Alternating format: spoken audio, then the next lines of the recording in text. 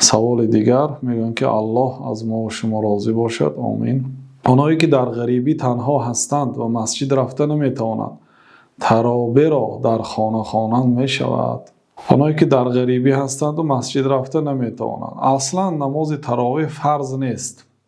نماز تراویح سنت است، یعنی کسی میخواند ثواب میگیرد. پیامبر صلی الله علیه و سلم گفتند که من قام رمضان ایمانا و احتسابا غفر له ما تقدم من ذنبه. حدیث در صحیح بخاری و مسلم است. کسی که ماه رمضان را، شبهایش را مراد نماز گذارد، خواه در جماعت خواه در خانه، ایمانا و احتسابا، از روی ایمانش را وادار کند برای خواندن این نمازها.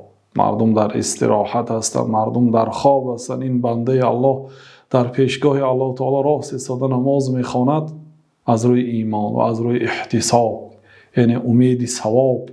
اگر با همین دو مقصد شبهای رمضان اگر نماز خواند، پیامبر صلی الله علیه و سلم وعده کردند که غفر له ما تقدم من ذنبه، تمام گناهاش بخشیده میشد.